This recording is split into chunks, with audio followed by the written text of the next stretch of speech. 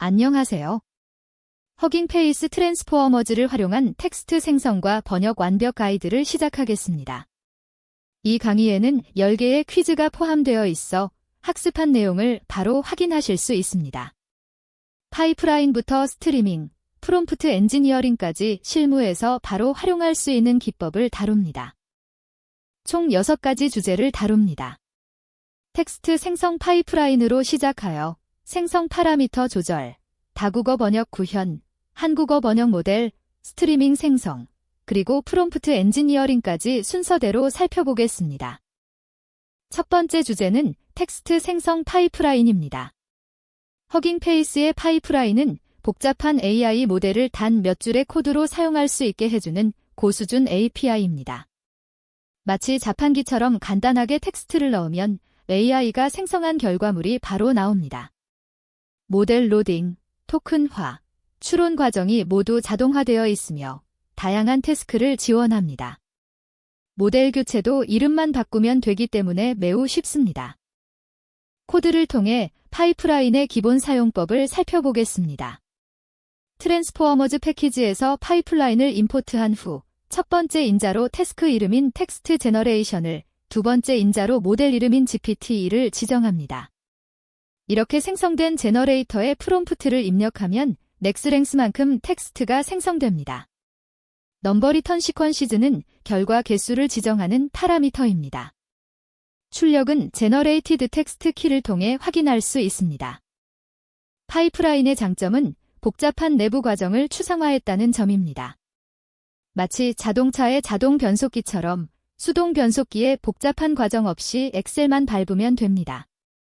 모델을 직접 로드하고 토크나이저를 초기화하는 번거로움 없이 간단하게 AI 기능을 구현할 수 있어 AI 전문가가 아니어도 구현이 가능하며 실수 가능성도 크게 줄어듭니다. 세 번째 주제는 생성 파라미터 중 템퍼러처입니다. 템퍼러처는 AI의 창의성을 조절하는 핵심 파라미터로 낮은 값인 0.1에서 0.5로 설정하면 가장 확률이 높은 단어만 선택하여 일관되고 예측 가능한 결과를 얻습니다. 반대로 높은 값인 1.0에서 2.0으로 설정하면 낮은 확률의 단어도 선택하여 창의적이고 다양한 결과를 얻을 수 있습니다. 고객 지원 챗봇에는 낮은 값을, 창작 글쓰기에는 높은 값을 사용하는 것이 좋습니다. 네 번째는 탑K와 탑P 파라미터입니다. 탑K는 상위 K개의 후보 단어만 고려합니다. 예를 들어 탑K 50이면 가장 확률이 높은 50개의 단어 중에서만 선택합니다. 탑P는 조금 다른 방식으로 누적 확률이 P에 도달할 때까지의 단어만 후보로 삼습니다. 탑K는 고정된 개수의 후보를 사용하고 탑P는 동적으로 후보를 선택합니다. 둘을 함께 사용하면 더 세밀한 제어가 가능합니다. 다섯 번째는 반복 방지 파라미터입니다. AI가 같은 말을 반복하는 문제를 해결하는 파라미터들로 레퍼티션 페널티는 이미 나온 단어가 다시 선택될 확률을 낮춥니다. 노리피트 엔그램 사이즈는 지정한 길이의 연속된 단어가 반복되지 않도록 합니다. 이 파라미터들을 적절히 활용하면 더 자연스러운 텍스트를 생성할 수 있습니다. 여섯 번째 주제는 다국어 번역입니다. 다국어 번역 모델은 크게 두 가지로 나뉩니다. 언어쌍 전용 모델은 특정 언어쌍에 최적화되어 높은 품질을 보이며 모델 크기도 작아서 빠릅니다. 다국어 통합 모델은 하나의 모델로 수십에서 수백 개의 언어를 처리할 수 있어 관리가 편리합니다. 프로젝트의 요구사항에 따라 적절한 모델을 선택하면 됩니다.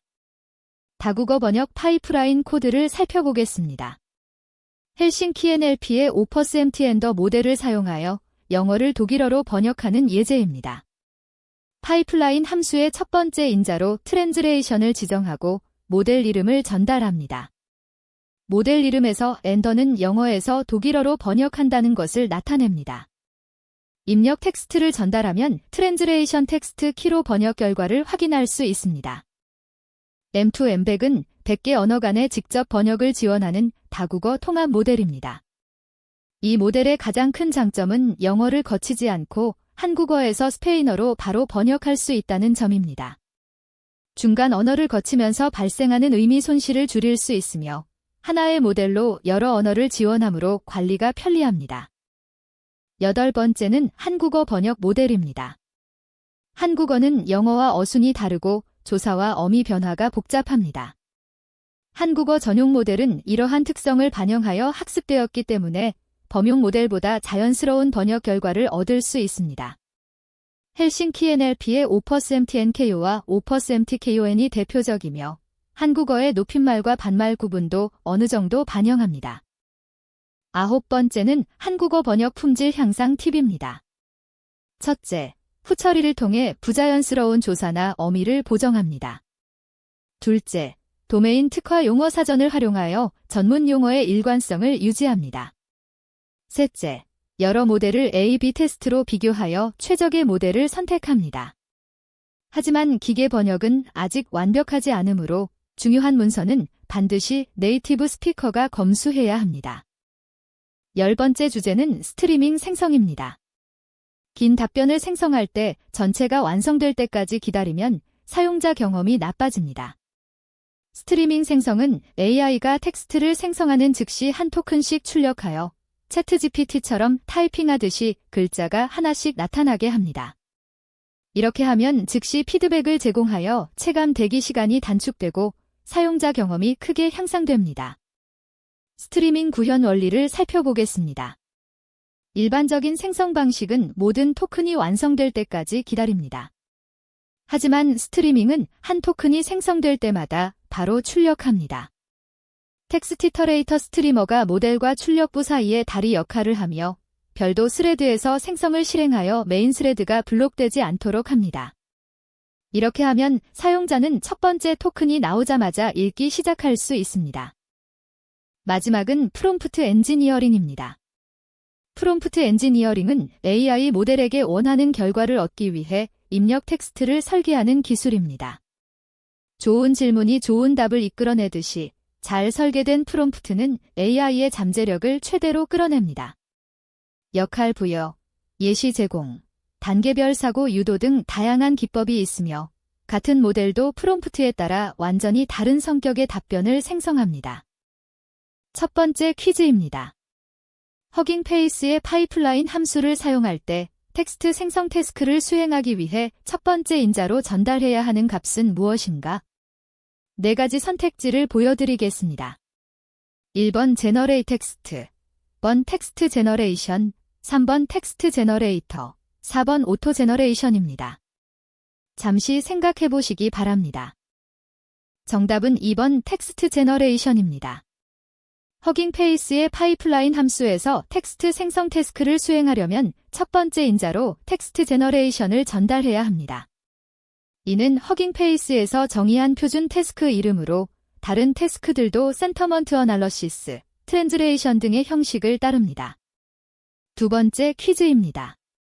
파이프라인 함수의 주요 장점으로 가장 적절하지 않은 것은? 1번 모델 로딩, 토큰화, 추론 과정을 자동으로 처리한다. 2번 모델 이름만 변경하면 다른 모델로 쉽게 교체할 수 있다. 3번 대용량 데이터 처리 시 세밀한 메모리 최적화가 가능하다. 4번 AI 전문가가 아니더라도 텍스트 생성 기능을 쉽게 구현할 수 있다. 생각해보세요. 정답은 3번입니다. 파이프라인은 편리함을 위한 고수준 API로 복잡한 과정을 추상화합니다. 따라서 세밀한 메모리 최적화는 파이프라인의 장점이 아니며 세밀한 제어가 필요할 때는 직접 모델과 토크나이저를 다루는 방법을 사용해야 합니다. 세 번째 퀴즈입니다. 코드에서 넘버 리턴 시퀀시즈를 3으로 설정하면 어떤 결과가 예상되는가? 1번 하나의 텍스트가 3번 반복되어 출력된다. 2번 3개의 서로 다른 생성 결과가 리스트로 반환된다. 3번 50자씩 3개의 청크로 나뉘어 순차적으로 생성된다. 4번 3개의 모델이 병렬로 시행되어 가장 좋은 결과 하나가 반환된다. 정답은 2번입니다. 넘버 리턴 시퀀시즈 파라미터는 생성할 결과의 개수를 지정합니다. 본문이 예제 코드에서도 포문으로 여러 결과를 순회하며 출력하는 것을 볼 수 있습니다. 따라서 3개의 서로 다른 생성 결과가 리스트 형태로 반환됩니다. 네 번째 퀴즈입니다. 본문에서 파이프라인을 자동차의 자동 변속기에 비유한 이유로 가장 적절한 것은 1번 자동 변속기처럼 속도가 빠르기 때문이다. 2번 수동 조작 없이 복잡한 내부 과정을 자동으로 처리하기 때문이다. 3번 자동 변속기처럼 연료 효율이 좋기 때문이다. 4번 자동 변속기처럼 고장이 잘 나지 않기 때문이다. 정답은 2번입니다. 수동 변속기를 사용하면 클러치를 밟고 기어를 바꾸고 엑셀을 조절하는 복잡한 과정이 필요하지만 자동 변속기는 그냥 엑셀만 밟으면 됩니다. 마찬가지로 파이프라인은 복잡한 내부 과정은 모두 숨기고 개발자에게는 간단한 인터페이스만 제공합니다. 5번째 퀴즈입니다. 파이프라인을 사용하지 않고 텍스트 생성을 구현할 때 개발자가 직접 처리해야 하는 과정으로 올바르게 나열된 것은 1번 모델 다운로드, 파이프라인 초기화, 결과 출력 2번 모델 로드, 토크나이저 초기화, 입력 텍스트 토큰 변환, 모델 추론, 출력 토큰 아이디를 텍스트로 변환 3번 환경 변수 설정, GPU 할당, 결과 캐싱 4번 데이터셋 준비, 모델 학습, 평가, 배포 정답은 2번입니다. 본문에서는 파이프라인이 없던 시절에 대해 설명하며 개발자들이 모델을 직접 로드하고 토크나이저를 초기화하고 입력 텍스트를 토큰으로 변환해야 했다고 명시하고 있습니다. 그리고 모델에 입력을 넣고 출력된 토큰 아이디를 다시 텍스트로 변환하는 과정을 일일이 작성해야 했습니다. 6번째 퀴즈입니다. GPU를 사용하여 텍스트 생성 속도를 높이고자 할 때 파이프라인 함수에 추가해야 하는 파라미터와 값으로 올바른 것은 1번 GPU true, 2번 디바이스경, 3번 유스쿠더 true, 4번 엑셀러레이터 GPU 정답은 2번 디바이스경입니다. 본문이 실전 팁에서 디바이스 파라미터로 GPU 사용 여부를 지정할 수 있다고 명시되어 있습니다. 디바이스경은 첫 번째 GPU를 사용하겠다는 의미입니다. 7번째 퀴즈입니다. 다음 중 파이프라인 사용 시 주의해야 할 점으로 본문에서 언급된 내용은 1번 인터넷 연결 없이도 항상 모델을 사용할 수 있다.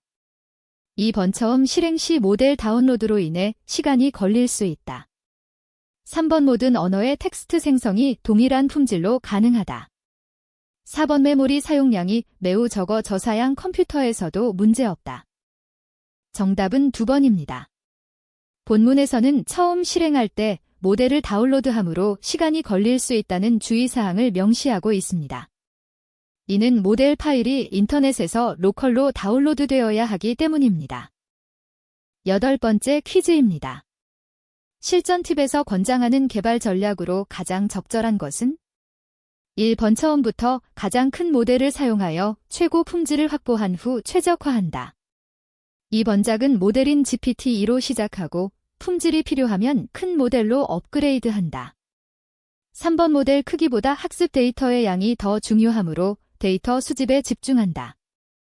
4번 여러 모델을 동시에 로드하여 앙상블 결과를 사용한다. 정답은 2번입니다. 본문이 실전 팁에서 처음에는 작은 모델인 GPT-2로 시작하고 품질이 필요하면 큰 모델로 업그레이드하라고 권장하고 있습니다. 이는 개발 효율성과 리소스 관리 측면에서 합리적인 접근 방식입니다. 9번째 퀴즈입니다. 맥스랭스 파라미터의 역할과 그 값이 51대의 동작을 올바르게 설명한 것은 1번 입력 프롬프트의 최대 길이를 50자로 제한한다. 2번 생성할 텍스트의 최대 길이를 50토큰으로 지정하며 입력 프롬프트 길이도 포함된다. 3번 모델이 50번 반복하여 텍스트를 생성한다. 4번 50개의 단어만 생성되도록 제한한다. 정답은 2번입니다. 본문에서 맥스랭스는 생성할 텍스트의 최대 길이라고 설명합니다. 트랜스포머즈에서 맥스랭스는 입력 프롬프트를 포함한 전체 시퀀스의 최대 토큰 수를 의미합니다. 따라서 입력이 10토큰이면 최대 40토큰이 추가로 생성됩니다. 마지막 10번째 퀴즈입니다. 모델 캐싱 경로를 변경하고자 할 때 사용해야 하는 환경 변수는 1번 모델 세거치 페어치, 2번 트랜스포머스 세거치, 3번 HF 모델 델, 4번 CH 디렉토리. 정답은 2번 트랜스포머스의 거치입니다. 본문이 실전 팁에서 모델 캐싱 경로는 환경 변수 트랜스포머스 CH로 변경 가능하다고 명시되어 있습니다. 이 환경 변수를 설정하면 다운로드된 모델 파일이 저장되는 위치를 커스터마이징할 수 있습니다. 지금까지 허깅 페이스 트랜스포머즈를 활용한 텍스트 생성과 번역에 대해 알아보았습니다. 파이프라인의 간편함부터 시작하여 생성 파라미터 조절, 다국어 번역, 스트리밍, 프롬프트 엔지니어링까지 다양한 기법을 학습했습니다. 이제 실무에서 이러한 기법들을 활용하여 멋진 AI 서비스를 만들어 보시기 바랍니다. 감사합니다.